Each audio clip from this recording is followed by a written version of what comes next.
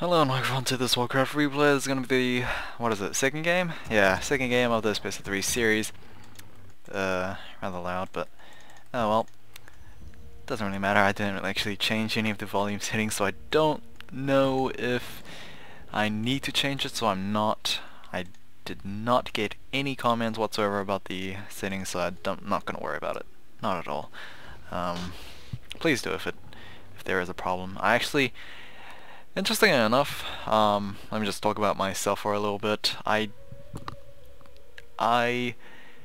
put the computer's Windows or system sounds to max, but everything else to like minimum as possible. As long as it's audible, then that's where it's going to be. I never put things to its highest volume, and sometimes that hurts my ears when I get new applications, because then I have to go to volume mixer and then just change everything again. Yep. Anyway, aside from that, second game of this PS3 series is going to be on the Sacred Valley. Sacred Valley, not the Sacred Valley. I think this is a best of 3. Let's just assume this is a best of 3. But yeah, game 1 was taken by XiXi. He did very, very well, and in fact things went his way for, I guess, after minute 2. I'm gonna say 2, because the first 2 minutes was a little edgy, because Tho brought 2 creep camps over to try and demolish XiXi's Ancient of War. Thankfully he did save it, but had to expend quite a bit of resources in repairing. So yeah, there was that. He went Panda first, which showed signs of what XiXi wanted to go for, and thankfully enough, Tho didn't actually do well in reading that, and yeah, things just went downhill for Tho. But anyway, this is going to be game 1, both players starting at the Null Assassin camp, and not level 2 just yet, but the Demon Hunter could potentially go for this Null Brute camp and finish off the Null Brute for level 2. No, he is not. He's going to go straight after the Archmage possibly and try and maybe make life way more difficult for Tho. But let's see what will happen. I'm actually...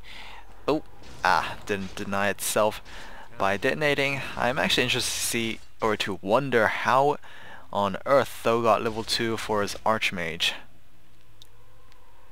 It is definitely a mystery, but I don't think that mystery will be answered by me just constantly staring.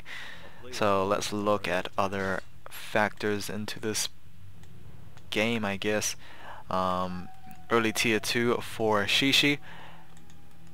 Still waiting for Tho, but it does look like it's going to be an expand first for him, dragging out to the late game, I guess. Not sure how... See, this is generally the pattern that I have found when casting Human vs Night Elf.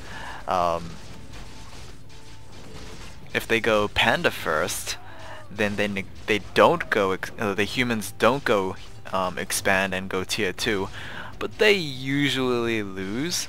As far as the best of my memory, they usually lose because the Panda just somehow gets too out of control and it just doesn't work out too well. What's the other one? But if they see a Demon Hunter first and they expand, the Demon Hunter is just so good in the later stages of the game, because Mana Burn is just such a great ability. I don't know, it's like it's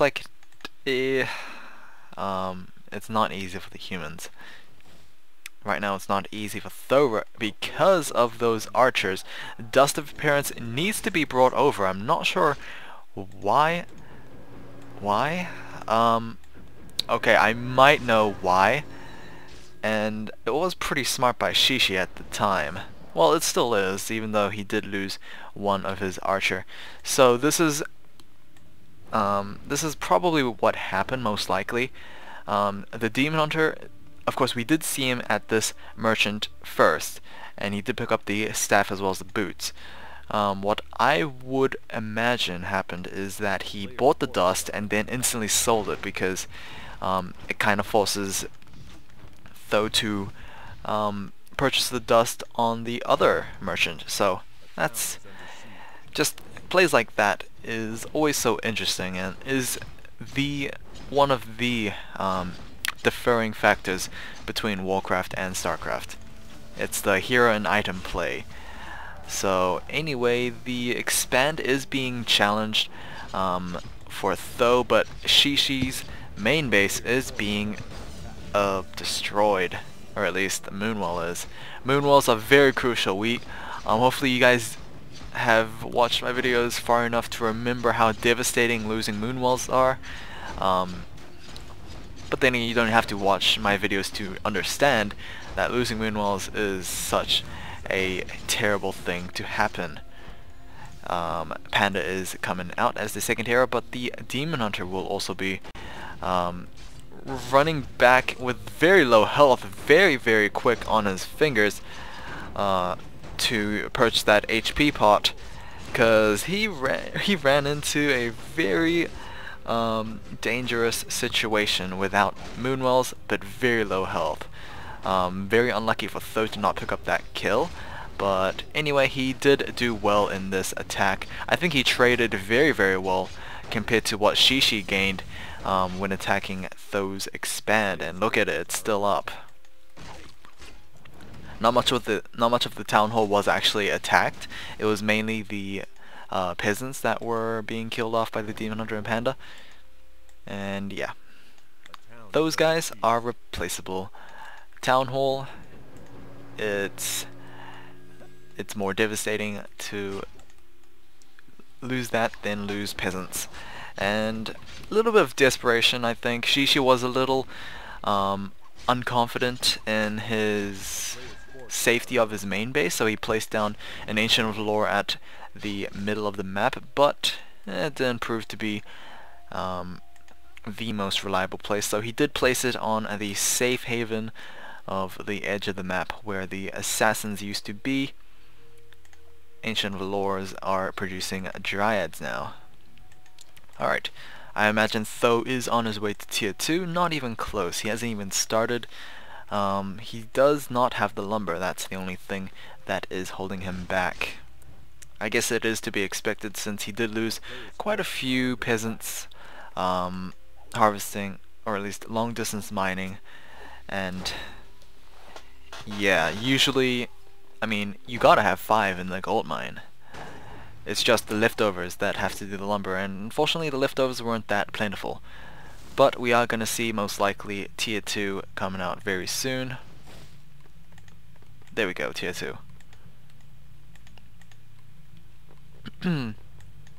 Alrighty. Couple of Moonwells being replaced. I mean, you have to do that. But it's just a bummer that you did lose them in the first place. Tree of Eternity is halfway there. Do we have any bear training in the works? Not really.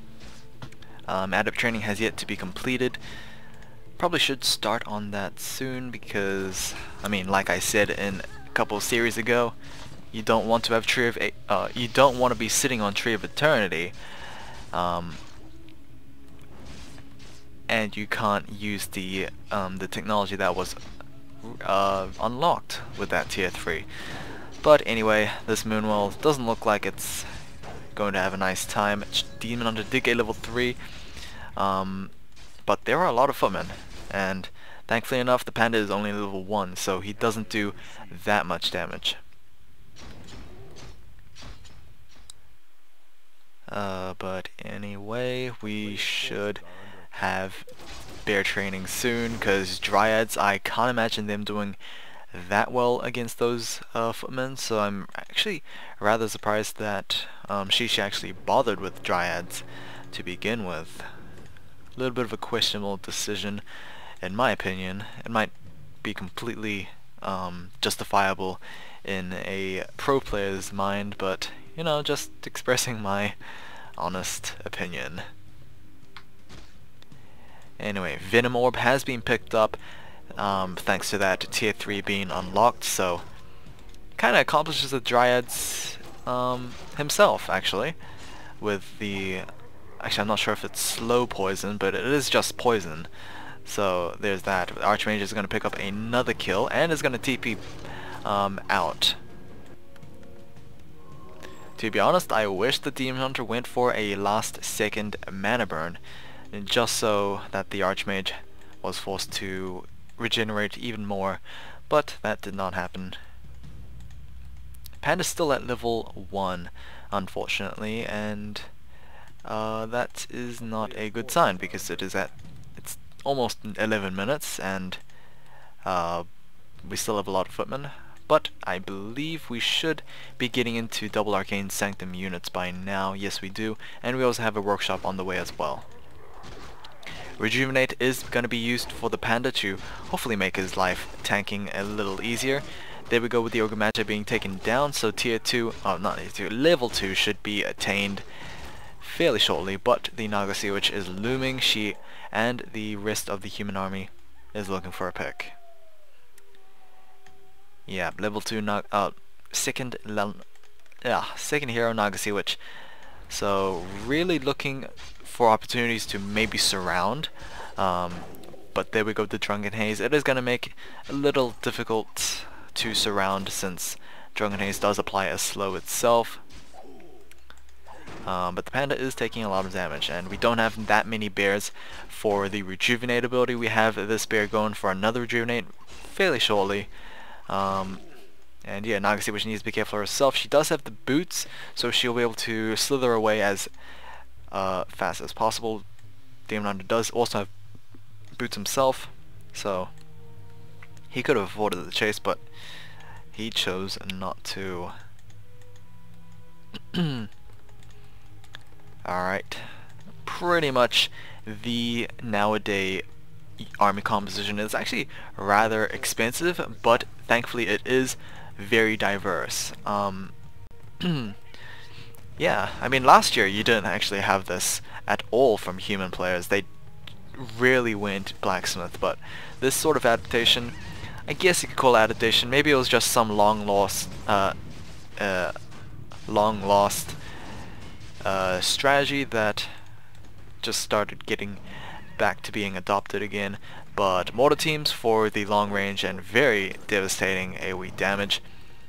Double Sanctums just because, well, it's been around forever. And of course Rifleman just in case for those Dryads, as well as just doing a lot of damage. I mean, Riflemen are one of the highest hitters in the tier 1 stage, I guess. And of course Spell Steal is going to be absolutely amazing if the Spellbreakers actually toss the Rejuvenate on a proper unit, hopefully not a full health unit. And yeah, but anyway, for now, just stealing the Bloodlust from the Ogre Magi. It is going to make those footmen rather large, A player's forces are under attack. but that is of no matter. Level 4, level 2 versus level 3, level 2? Yeah, Panda is about to get to himself to level 3, as long as Tho doesn't actually interrupt this, I guess, creeping process. Invisibility on the elemental as well, so he's just purely a scout. Ogre Lord is going to be taken out, so Tho is going to be encouraged to go for his own Ogre Lord. And Django of Endurance has been picked up as well on the Panda, so that is going to be Endurance Aura for the Night Elf army. Meanwhile, on the side of the humans, Tho is quickly taking down the Ogre Lord himself. The Inner Fire, very good buff to actually be stolen by those Spellbreakers. That is increased damage as well as armor. So yeah, very good. The item is going to be Crystal Ball. Not as useful as the as the Django of Endurance, especially not for a human, because a couple days ago, I think, a couple days ago, or maybe just yesterday, that I was reminded, thankfully, of the human's great ability of magic sentry on an arcane tower, and that gives a free reveal, but it is a fairly long cooldown.